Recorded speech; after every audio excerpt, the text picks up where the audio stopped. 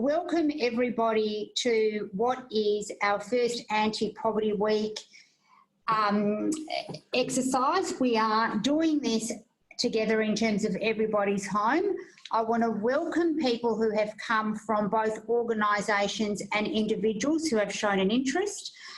In terms of Anti-Poverty Week, for those who don't know, it's the idea of, and how it originated, was for the Australian community to have an increased understanding of poverty and to get together and develop some collective action to end it. I'm Deborah Di Natale from NTCOSS, and I'm joined by Peter McMillan from NT Shelter, who will be our guest speaker today. But before I go any further, I want to acknowledge the fact that we are meeting on Larrakia country. I would like to acknowledge the other countries that people are meeting us on today and pay my respects to elders past, present and emerging. And I make the statement on what was and what will always be Aboriginal land, that sovereignty was never ceded. A couple of quick things in terms of housekeeping. If you could keep your microphones on mute, that would be helpful because there will be some PowerPoints and Peter will be speaking to those. And if you can keep your video off, that is also helpful. And what we will do is, if you use the chat line, any questions that come up, just start asking them as they come up. You don't have to wait until the end, and then we will collate them and try and get as much time as possible to be able to respond to those. Just quickly, in terms of what we've been campaigning on at NTCOSS, as hopefully people would know by now, that we've been running for many years a campaign in terms of raising the rate. We all know that $40 a day is not enough for people to live on, and it certainly doesn't enable people to live with dignity and respect. We have actually seen with JobSeeker the difference that having an adequate income makes to people who are living in poverty. What we have seen is that people have been coming to services and saying, for the first time ever, they don't have to choose whether they need to get their child school shoes or buy medicine. They can actually do both. This is what we need in Australia, an adequate income level to enable people to live with dignity and respect, and also to avail themselves of any opportunities that come their way. JobSeeker in the Territory is 33,835 people across the Territory are recipients of what has been the coronavirus supplement. We are now in the Territory going to lose $10.1 million every fortnight, and that, apart from doing the right thing by people, it's doing the right thing by the economy. So what we've been saying for a number of weeks now is that we now have data from the Central Land Council and others that the coronavirus supplement has demonstrated a 70% increase in fresh food sales across the Territory. So we know this money is going where people need it, to be able to buy fresh fruit and vegetables for the first time in years. So we will continue to campaign to raise the rate. What we also know is that in terms of housing disadvantage, that is inextricably linked to poverty. We know that we don't have enough social housing here. NTCOSS has come out pretty strongly on both radio and our formal responses to the federal government to say we wanted to see an increase in terms of federal government funds to social housing across the Northern Territory. We are extremely privileged today to have with us Peter McMillan, who is definitely got more expertise than anybody else I know in the Northern Territory in terms of housing and how it impacts people who are experiencing disadvantage. So we are now going to hear from the Executive Director of NT Shelter, who's been there for 3 years, who can lead us through the housing crisis that we're in and also some solutions for government. Thank you.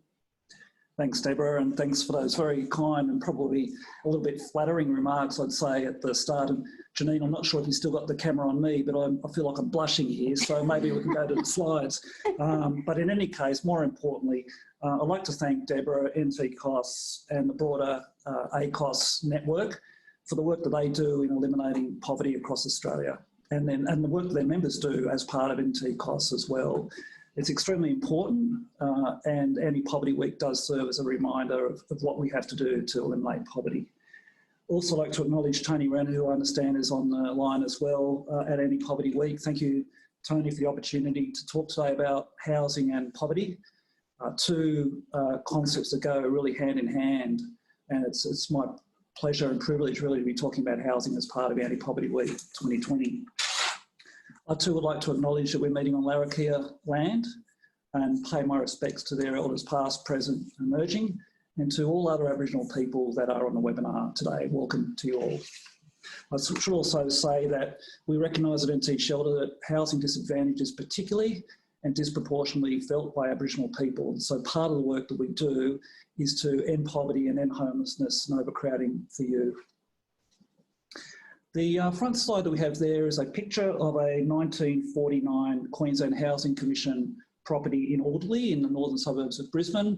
And the title of today's presentation, I guess, is 75 Years On, Housing and Poverty Revisited. And Janine, if we could just go to the next slide, please, thanks. Recently, in the lead up to the budget, there was a lot of discussion by the Prime Minister and others that this was the most important budget since World War II. So because the Prime Minister and others in the media have invoked this notion that World War II was a very significant time in our history, I thought it'd be really appropriate to go back and have a look at what was facing our nation back then in terms of housing and what the policy responses that were done at the time, what we can learn from that, and frame the conversation for today. Thanks, Janine. So today I'd like to look at the relationship between housing and poverty. They are inextricably linked, as Deborah said. I'd like to revisit our economic recovery after the Second World War and the role that housing played as part of our economic recovery. As part of that, there was really a golden age of social housing, and that was the era, really the 10 years after the Second World War, were really what we would call a really significant time in our history as far as building social housing at scale. And for those of you who aren't as familiar with, I guess, some of the jargon that we have in the housing space, like social housing, like affordable housing, just a brief introduction for now. So social housing is a combination of public housing that's run by state and territory governments, and also community housing, which is housing that's run by not-for-profit organisations and those in the private sector. In addition to that, affordable housing refers to housing which is targeted more for people that can pay a portion of their income, a fairer portion of their income in market rent, typically around 75 to 80% of market rent. They can't pay the full amount, but they need some assistance between that gap between market rent and affordable rents. And that's what we refer to when we say affordable housing. So social housing is normally income-based, where tenants pay around 25% of their income to either the housing department or to the community housing provider. Also then like to look at what happened in the 1950s and 60s when we started to change course on housing and the impacts that's had right through till today, really, and explains to a large degree why we're in so much mess, to be honest, in terms of the lack of social and affordable housing in Australia, and particularly in the Northern Territory. It is a social housing system in long decay, as we'll see.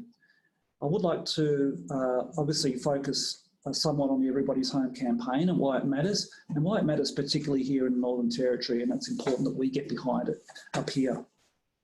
And what it might look like in terms of us setting and staying the course from here as far as getting more social and affordable housing provided. Thanks, Janine. So just a very quick recap on poverty. I know a lot of you on this webinar will be very familiar and more familiar with I am in terms of poverty in general, but the generally accepted definition of poverty, or the poverty line, is where people are on that or below that 50% of median equivalised household disposable income. So if you look at a household composition and size, it's weighted to look at what they call an equivalised household income looks like, draw a line at the median or the midpoint of that range, and for people below the median, they're considered in poverty. Poverty has also been defined by others as a severe lack of certain possessions, which significantly reduces the quality of a person's life. And the NTCOSS network as well refers to the activities that people can't participate in. So in summary, poverty really refers to material deprivation in terms of income and wealth, access to possessions and necessity of life, and also features that we will consider important as far as social inclusion are concerned. I've just lost our slide turner, but we'll be back with you in just a minute. Thanks, Deborah.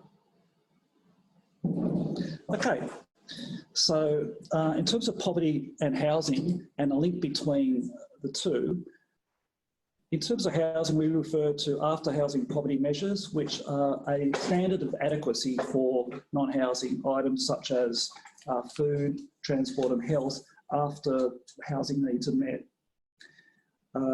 If there is insufficient income for those things, then we refer to people as experiencing shelter poverty. There are also ratio measures, which we use quite frequently in the sector, which is what we refer to as a 30-40 rule. So we look at the bottom 2 quintiles, or the bottom 40% of the population in terms of income. And if you are paying 30% or more of your disposable income on housing costs, such as rent or mortgage repayments, then you're considered to be in housing stress. So that's what we refer to as 30-40 rules. Thanks, Janine. And the next chart shows really the situation in 2015-16 as far as the different forms of tenure, whether that be properties owned outright, home purchases, private and public renters. The darker bar shows the after housing poverty. So after housing costs have been excluded from disposable income, what percentage of the population are experiencing stress or poverty in this case? So you can see the situation is acute for public renters and private renters alike.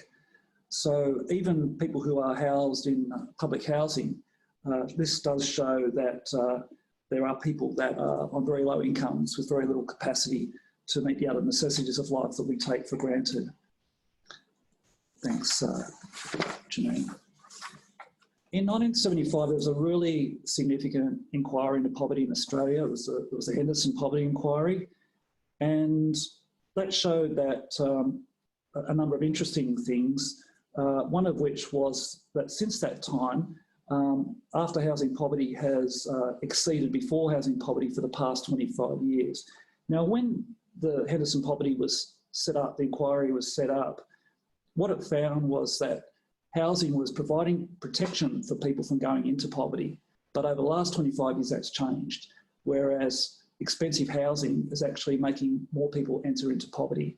And it's estimated that 1.3 million people across Australia are entering into poverty because of their housing costs, which is a marked turnaround from the situation in 1975 when clearly we had a lot more affordable housing. Thanks, Janine. So the next chart, next picture is of those two gentlemen. I'm not running a quiz, but first prize for those who can name those two gentlemen. The one on the left is Prime Minister Ben Chifley, a real favourite figure of mine coming from Bathurst before I came up to Darwin, and probably the second most popular person in Bathurst after Peter Brock. He was our wartime Prime Minister and was instrumental really in getting up the 1945 Act that built Commonwealth state housing agreements. And on the right is Robert Menzies, who served 2 terms as Prime Minister prior to the Second World War and after the Second World War. Thanks, Deb. And in that period of time, which was actually 75 years ago to the day yesterday, when that agreement was signed, can you believe it, 75 years ago yesterday, was the very first act introducing an agreement between the Commonwealth and all the states that provided a very significant role for the Commonwealth in helping to provide loans for the first 25 to 30 years of that agreement, followed by grants from the 1980s to help fund the shortfall of housing that we had in Australia. You've got to remember at the time after the war, we had a period where we had a lot of people coming back to Australia, returned servicemen and women. We were really trying to find labour to boost our industries, such as the steel industry, the Snowy Mountains Hydro Scheme and manufacturing in Australia. We had a lot of migrants coming in who needed to be housed and to run our factories. And also we did have slums in cities such as Melbourne that need to be cleared. So there was a lot of need back in 1944 for housing. And when you consider that at the time we only had around 7 million people living in Australia, 300,000 was a lot of dwellings. So that was a very big commitment back in that time to really build enough housing to meet people's needs. So, and indeed, it was cemented as one of 4 key pillars of economic recovery after the war. It was a bipartisan approach, so that's why Menzies and Chifley there side by side, showing that we need housing along with wages growth, social security and trade protection as important pillars to rebuild after the war. And those things today, when we're talking about low wages growth environments, issues with social security or the adequacy otherwise, and housing, those 3 elements are still very important today as they were back in 1945. And in its heyday, between 45 and 1955, we saw 96,000 houses built for rent for Australian population. Thanks, Jim. What is interesting, as this next slide shows, is that we weren't the only country to face these huge housing challenges after the war. And countries such as the Netherlands were in exactly the same situation. Picked the Netherlands because they're a country with a very similar population to Australia. And for the first 10 to 15 years, we embarked on a similar journey where we added significant numbers of rental homes through social housing. But we departed in around the 1950s when we focused on home ownership. We were privileged in Australia in having high wages growth and policies of full employment, which enabled people to take out mortgages and buy their own home, which accounts for a trajectory which has led to today really having less than 5% share of total housing as social housing, whereas in the Netherlands, which has really stayed on that path of housing first as social protection, we have around 42% of the Dutch in public housing in the 1980s. And as a result, some structural changes in the way housing is provided as well, with large not-for-profit housing associations in the Netherlands and very small sector in Australia by comparison. Thanks, Janine.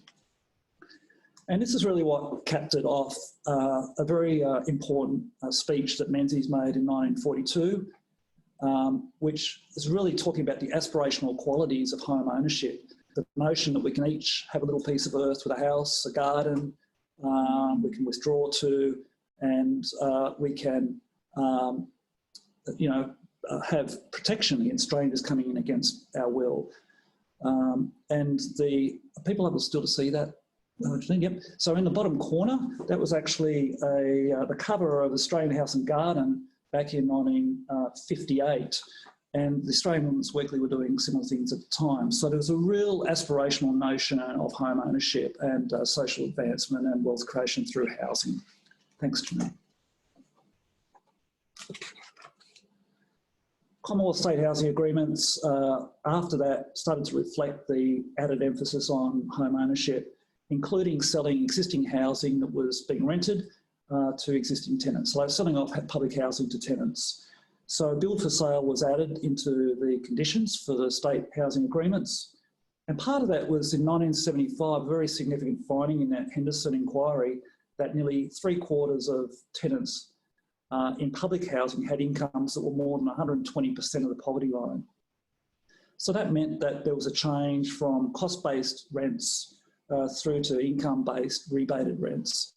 So it was trying to entice people who had a means to afford more than cost rents to go off into the private sector and rent or buy, and to really start to focus public housing on those that needed it in terms of low income people with priority needs. And from that time onwards, we've really started to see public housing increasingly be allocated to those cohorts that have the most pressing needs, especially in an environment of scarcity of housing. We started to see a debate in the 1990s as well as to whether the federal government should be involved in the game of housing provision or whether it should be supporting Australians through income support. And ultimately, we saw in the late 90s under the Howard government, funding cut to the states and territories by a quarter, really, which had a very detrimental impact on the ongoing provision of public housing by the states. Got to bear in mind that public housing is expensive to not only build a house, but to maintain and to fund that deficit on an ongoing basis in terms of operational subsidies. So while it is the case that there's money coming through for building a new home, which is incredibly important, we also need to acknowledge that there's no capacity for the individual to pay market rent. So the income that's received by state and territory governments isn't covering the cost of provision. And particularly here in the Northern Territory, where it's estimated that even with an efficient collection of rent, the amount of rent collected would only go 10 to 20% of the total estimated costs of housing delivery in remote communities. So you can see just how expensive public housing is to run, particularly in a jurisdiction like the Northern Territory. But also to make matters more challenging for us today, it's estimated around 1/3 of dwellings that were built for rent were sold by 1996. There are a number of reasons. Part of it was because of the aspiration of home ownership. Part of it was because of houses ageing and being demolished.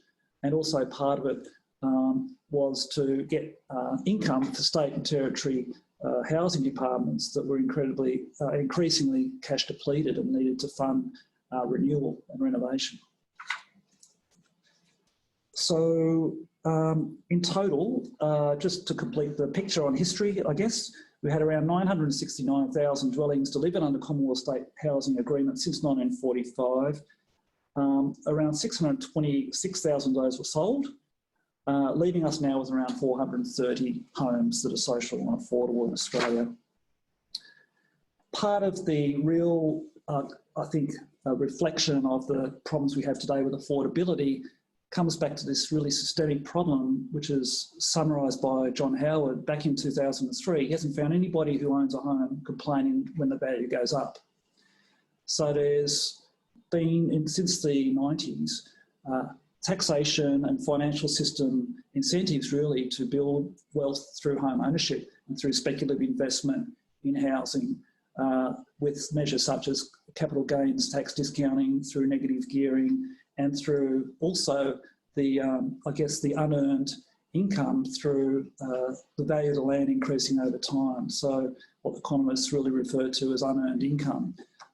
So you can understand why there's been a real rush in the 80s, 90s and this century to get into the caper of trying to get into housing while you can before it becomes inaccessible to young Australians and to first home owners, which has really pushed up prices because of the I guess, the desire to realise a capital gain on the sale of that asset down the track. So that really has fuelled a lot of investment in housing over the last few decades and made housing increasingly unaffordable. Thanks, Janine. So this next chart really illustrates that, where house prices have outstripped real wages growth by 3 times since 1985.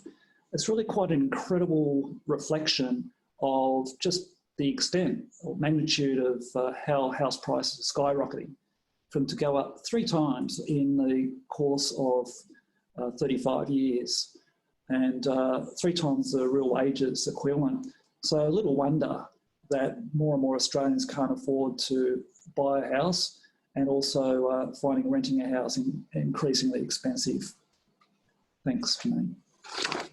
Real rent increases, a similar story, to a lesser extent, but still similar, where you can see the chart, the line at the bottom, showing the growth in real wages in terms of the index since 1985, and you can see the capital city line at around the 200 level. So again, almost twice an increase in rent in real terms over that period compared to wages growth. And clearly that has implications for first home buyers and existing households with mortgage debt with what could happen with COVID hardship. So you can imagine if income starts to trickle back down to the previous levels of financial assistance with JobKeeper, at the end of Job Seeker and other supplementary payments, you can see that there are really going to be a lot of pressures, and it's what people are referring to as this cliff that's looming, with people losing hours of work, losing income, and not being able to find rental accommodation that's affordable or not able to service their mortgage debt. Thanks. And another way of looking at it is the extent to which housing debt has fueled household debt since 1986. And if you look at back in 1986, housing debt was really a relatively small portion of total household debt to income. So around about, say, half back then. But now if you look at the ratio of housing debt to income, you can see it's a lot greater. So basically all of the increased household debt that we've seen since the 80s has been fueled by housing debt. So it shows such a strong correlation and causation there from increased housing prices. Thanks, Janine. And owner-occupiers are increasingly indebted too. So even those that own their home but are trying to service their mortgage, you can see the percentage of their annual disposable income that's required to fund their repayments. Thanks. This is now a match between what is the demand for affordable housing and what is the supply looking like. Back in 1996, you can see there were 221,000 Q1 private renter households. Q1 is the quintile 1, which is the 20% of the population which has the smallest level of income. So there are 221,000 private rental households, and these days in 2016 around 384,000 private rental households. You can see the actual number of dwellings in those red lines is pretty much stable, around 170,000, dropped down a couple of thousands back in 2006 and 2011, back to its current level around 172,000 in 2016. But what's interesting here is when you look at those dwellings that are affordable, you can see less than half of them are actually being occupied by people who are in that financial stress. So that's like a misallocation of the available affordable housing and who's in it. And when Everybody's Home and others talking about people trading down, this is like an effect of that, where you've got people in dwellings, they can afford to pay the rent and they're squeezing out people that don't have access to any other options. So it's a real problem, that mismatch between demand and supply. Thanks, Jim. And I know we've got some people from Anglicare NT on the line, which is fantastic, and I just want to say kudos to you for continuing to do your annual rental affordability snapshot, as does the broader Anglicare organisation. It's incredibly important in understanding the real picture as to just how many properties out there are affordable for people on different forms of income support payments. And the work that NTCOSS does in this space too through Jonathan is exceptional. So as Anglicare NT attests, there's basically 0 or 1 properties to people that are on income support payments, a few more properties for people with couple, no children, the age pension, but that really is a very strong illustration out of 1159 properties of just how few there are that are affordable and appropriate for people on low incomes. Thanks. In terms of the current state of play nationally, there is no coherent housing strategy. That's a fact, and a lot of us are calling for that to be rectified, as is Everybody's Home. We do have housing prices that bear little resemblance now to household incomes, which means there's increasing debt, as we've seen, increasing unaffordability, and an inadequacy of the level of income, such as of income support payments, such as Commonwealth rent assistance. We're seeing homelessness on the rise in Australia, 116,000 at the last census. We know it's rising in the Northern Territory, and more people are presenting for services according to the Australian Institute of Health and Welfare. So the problem isn't going away, and it's not going to go away by ignoring it. So we need action to develop a strategy that's going to get this addressed. The Productivity Commission said that the public housing system is broken. We know that home ownership is unattainable, And also we know that it's all well and good to suggest that we can just increase rent assistance and people should take up rentals in the private market, but the reality is there's very little rental security for people in private rental in terms of tenure, and also the risk of not being able to call that place your home beyond the life of your lease agreement. So as part of Everybody's Home and other work that we're doing with other organisations, we're looking at ways that we can make private renting more secure, safe and certain for renters in the Territory and elsewhere. Thanks. So the Everybody's Home campaign has 5 elements, as you can see there. Support for first home buyers is really through re-examining the way the taxation system works and basically squeezing first home buyers increasingly out of the market. So it's looking at things like capital gains tax exemptions, looking at negative gearing and money that government can save through not paying those incentives back to taxpayers. What can that then fund in terms of affordable and social housing across Australia? The National Housing Strategy is pretty much a call for a strategy, which we don't have. And there's a lot in that because we need the states and the territories to really be cooperating and looking at all the levers that make successful housing policy. Not just the Housing Department, but also the Department of Social Services. We need organisations like Treasury, infrastructure agencies, those responsible for land supply and land policy and planning, and other agencies all have a bearing in having a housing system that's working more effectively. A better deal for renters really is about getting rid of no grounds evictions, limiting rent increases to just 1 per 12 months, which we think is more than reasonable. Tighter regulations to prevent discrimination in the rental market. We know it happens, can be hard to prove, and we want to hear about the evidence when we can get it, but we know it happens and we need to do better. We can do better on that front in Australia. Having minimum property standards for rental tenants that are livable and consistent nationally. And in terms of the rental relief for rental stress, looking at increasing the rate of Commonwealth rent assistance from its current level, which hasn't kept up with rising rents, by 50%, or a minimum of 30% as the campaign is asking for in Everybody's Home. Thanks, Janine. So the premise for Everybody's Home is that we need to get social housing share back to where it was in 1996, before the rot really started in terms of the number of dwellings and the share of total housing with population growth. We know that population growth over that period has increased by about 30%. Social housing has increased by only 4%. So we're just simply not keeping up with demand.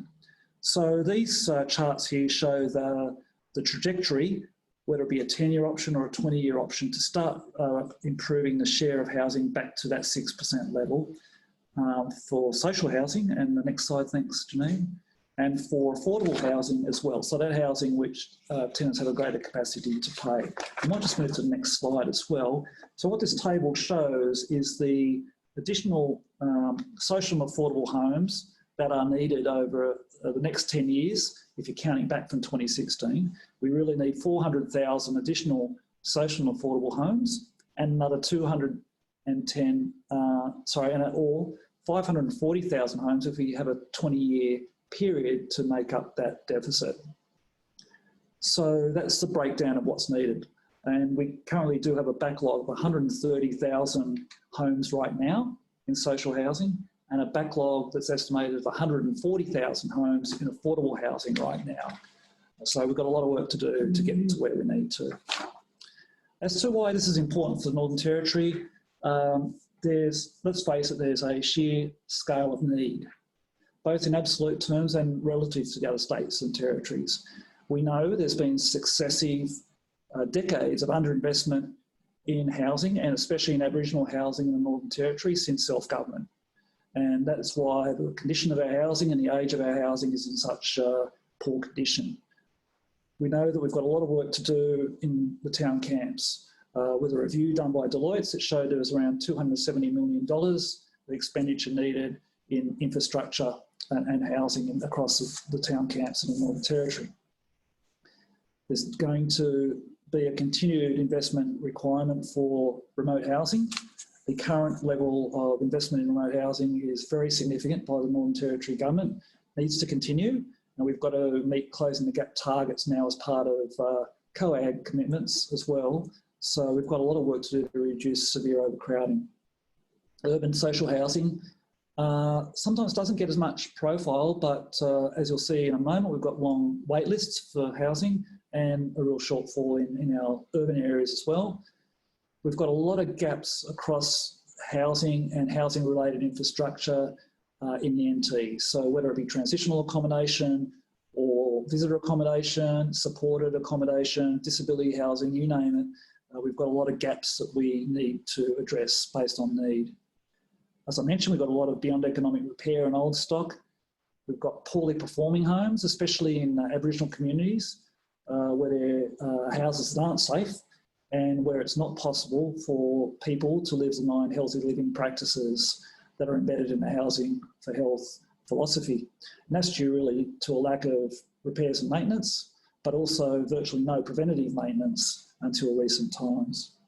And of course, we also have growing expectations, and rightfully so, around energy efficient homes and homes that are adaptable and built appropriately for our changing climate. Thanks, Janine. So the shortfall in the Northern Territory, according to the Northern Territory Government's own estimates, is 8,000 to 12,000 homes over the next 5 years, of which 3/4 are in social housing, and they're saying particularly in remote regions. Our sense is that probably it's around 5 and 5, so 5,000 needed in remote and 5,000 in the urban centres, so around 10,000 would be a reasonable estimation to work with. The real problem has been what has actually been realised over the last 3 years in terms of net additional housing stock. So we need to bear in mind that some housing has been sold, some has been torn down or demolished. So what have we actually added to the total stockpile? Well, despite what we hear about in the media with thousands or hundreds of homes being rebuilt, refurbished or extended, and that work is important, the reality is that we've only had 159 homes added to the housing pool in total over the last 3 years of published data. So we're not within a bull's roar of the 8,000 to 12,000 homes that we need across the NT.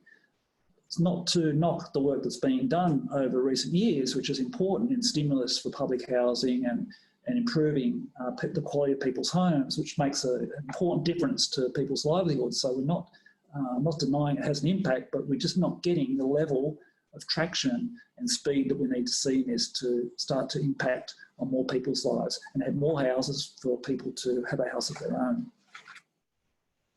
Thanks, Janine.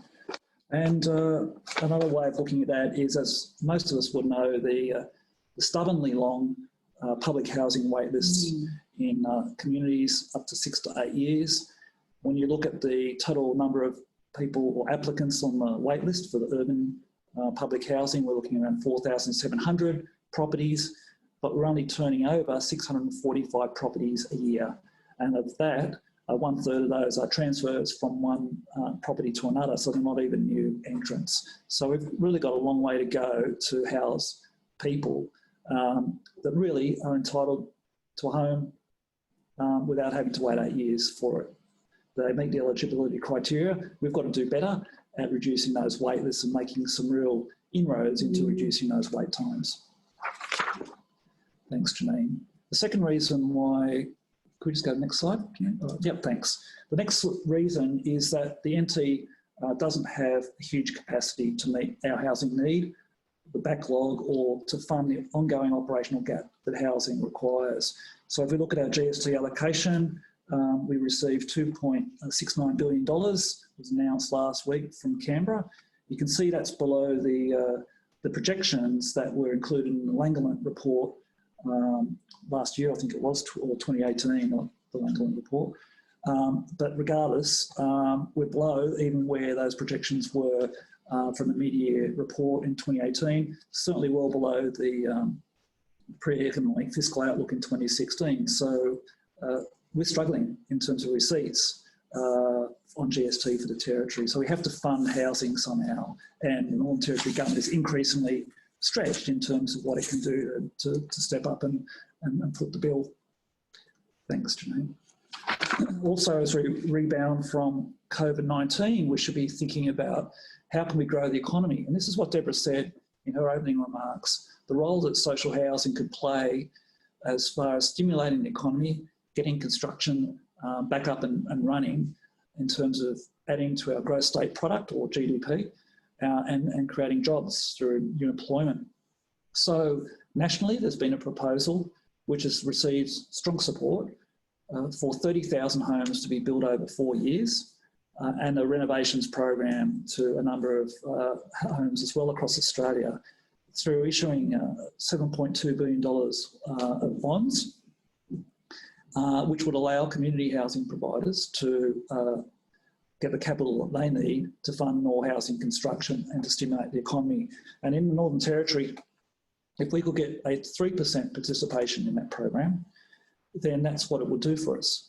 We would generate 280 full-time equivalent jobs. We'd have 1,050 additional houses added to our stock, and we generate income for the Territory of around $340 million. Mm.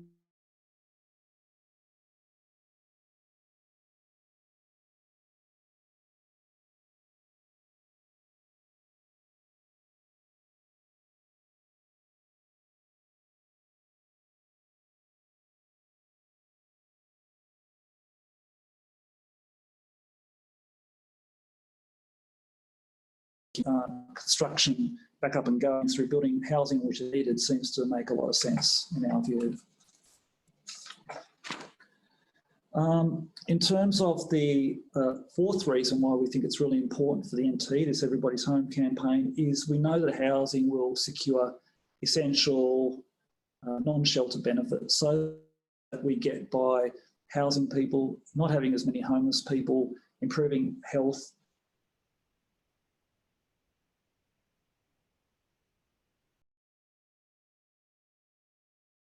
homeless when you present for the emergency department. There are better educational outcomes that have been demonstrated through housing, better mental health outcomes as well, and reduced crime, antisocial behaviour, as well as having a sense of better social inclusion, having better vibrant communities and community wellbeing, all of which will reduce costs to the government that are avoided by providing housing that they would otherwise be paying. Thanks, Janine. Also, housing is essential social infrastructure. It's been recognised by Infrastructure Australia in its latest audit that it is important social infrastructure, which really allows us to sustain our future communities, support new jobs and industry development by having a skilled local workforce that's able to be housed and healthy,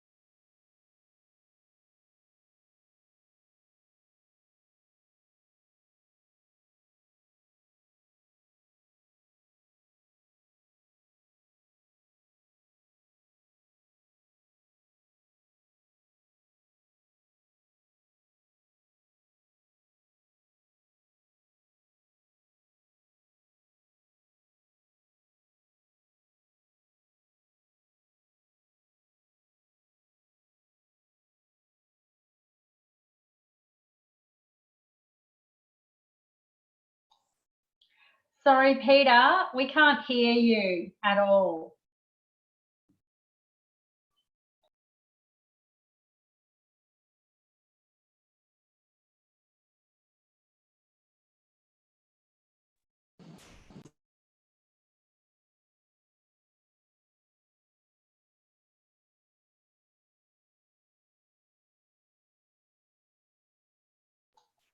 I think you're on mute, Deb. You're on mute. No. Can you hear us now? Yes. You can hear Tony? Thank you, fantastic. Great. I'll keep going, we'll keep racing through. One scheme I'd like to talk about just briefly is the Social Housing Initiative. I think Janine's just getting that back up on the screen.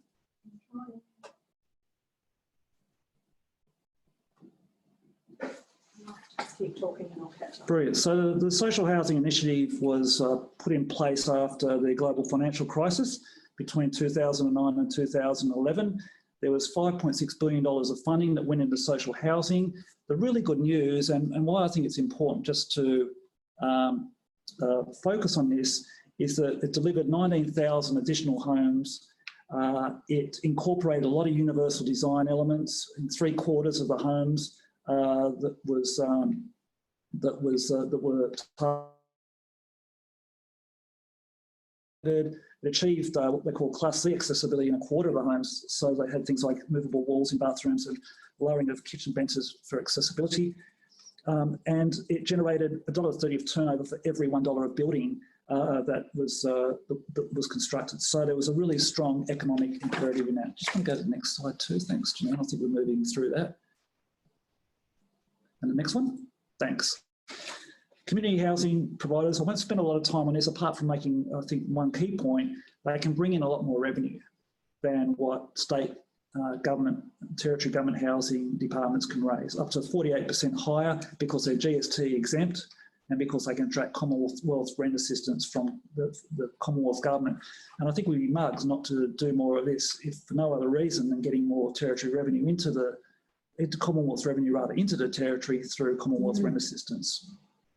There are also really good reasons of the type of work these organisations do that's mission driven, where they can also, organisations like Venture can work with philanthropists, skilled local organisations and communities and get in-kind assistance, better outcomes for tenants as well. It makes sense and we need to do more of that. Thanks, Janine. In the Northern Territory, we are got some catching up to do on community housing provision. There was an agreement, just on to the next slide if you can. Thanks, sorry. There was a commitment to get 35% share of social housing by community housing organisations by 2014. And it's the next slide. And in the moment in the Northern Territory, you'll see on the next slide when that comes up, we're only 6.9% share compared to the national level of 20.7% share. So we really haven't done anything in the last years to boost community housing. One of the reasons for that is we haven't done any transfers of stock, which were flagged as an election commitment before the 2016 election. So there's a long way to go in terms of, sorry, we're on the next slide. I think she's trying Is that coming up? Yeah, that's all good. I can see it. Take a while to stall, all good. And then just in the final stretches of running through, I just wouldn't mind just waiting for this to come up if we can before I go. That's the one. Perfect. Yeah, Really? they can see that. Can you see that? No, the graph. Yeah.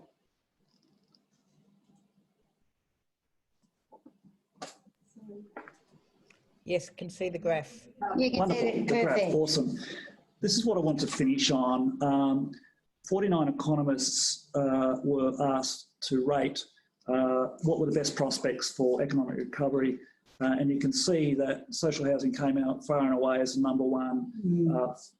Economists like John Hewson, Conservative, Tilt, Sol Leslake, Alan Feld, a whole range of economists very strongly said social housing makes good economic sense, far greater than things like accelerated tax cuts, and one-off cash transfers, etc., and corporate tax cuts. So there's a lot of support from the economists on that, but also, as the next one will show, there was strong public support as well for this. So of 1,060 people that Essential Research spoke to, 54% of Liberal and National voters also put build more housing, affordable housing as number one on the list of projects suitable for post-COVID. So this does have strong support right across the political divide.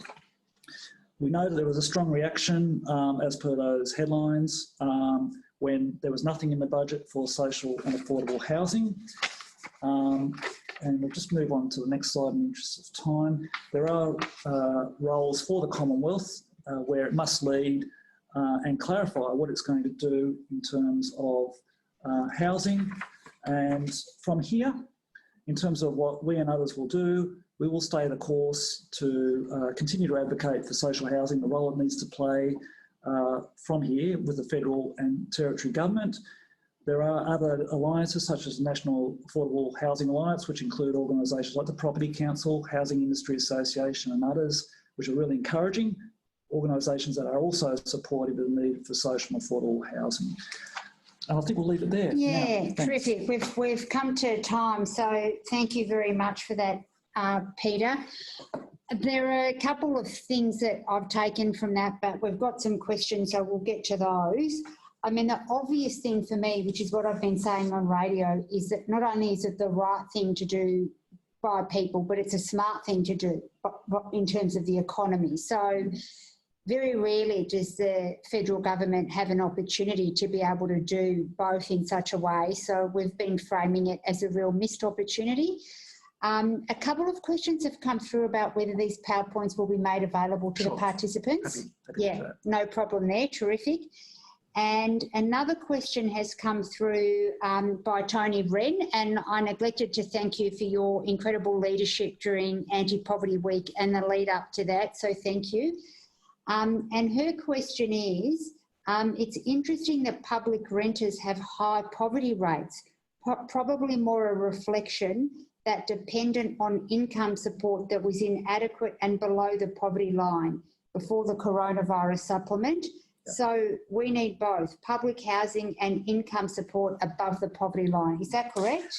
That's correct. And it's interesting. There's a suggestion sometimes that we can get ourselves out of this problem of housing affordability through income support, through payments such as increasing CRA and JobKeeper and others, and that will solve the issue. But that's not really going to solve the issue because, as I mentioned before, we want to put people into secure housing. Not just provide a gap to market rent where they don't have secure housing. So we need to see more physical housing built, but we also do need to recognise that the adequacy of Commonwealth rent assistance is very poor. It hasn't been keeping up with the cost of housing, and it needs to be adjusted. And somewhere between that 30 to 50% target is what we feel is appropriate. And so totally support what Tony said. Great. So I've got another last cheeky question to sneak in. In terms of you demonstrating to us, Peter, the incredible shortfall that we have and how much work has to be done, do you feel confident that the Northern Territory Government is committed to this, and what should it do over the next 12 months? Well, I think there's some interesting developments, Deborah, with the creation of two ministers now, one for urban and one for remote housing. And I guess both ministers are going to want to have an impact and a legacy. And I don't think the government's under any illusion. I listened to what the Chief Minister was saying during the election. He knows there's a lot more work to be done on housing. The question for me is how they're going to bring it together. We'll be looking for more explicit support for programs like SHARP, for campaigns such as Everybody's Home, because we know that there's a key role of the Northern Territory Government to make sure we're getting our share of funding and support for the Territory. We need to be better servicing the needs of homelessness services in the Territory, and we think there's a real opportunity for Minister Warden to go down to Canberra and to fight for a fairer deal for Territory funding for homelessness services. And at the same time, we should be working collaboratively to say, well, how can we have a real rethink around how we are delivering housing and homelessness in the years from here. And I think that the Commonwealth government, Territory government have a real leadership role to play.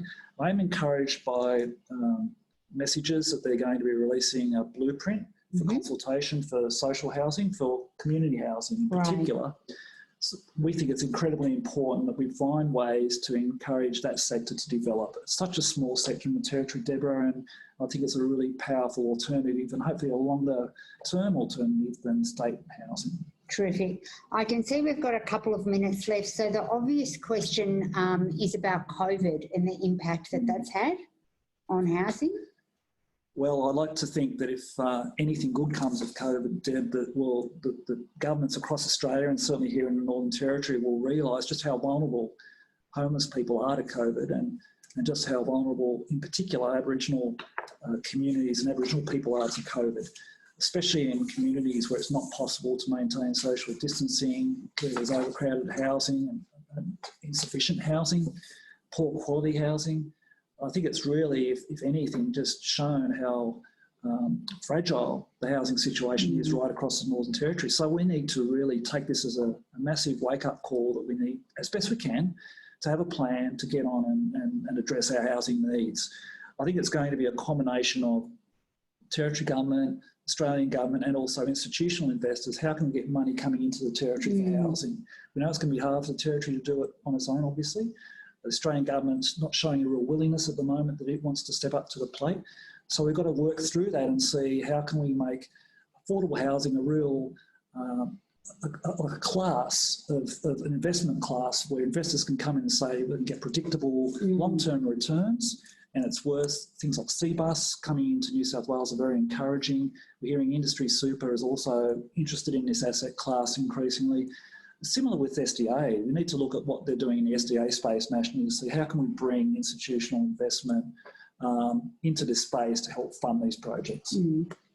Terrific. Well, that is a wrap in terms of our first anti-poverty week in the Northern Territory, which wouldn't have been possible without Peter McMillan doing all that work and all that research. So on behalf of all the participants who are here, and I can see Tony Wren is clapping on your behalf and saying thank you.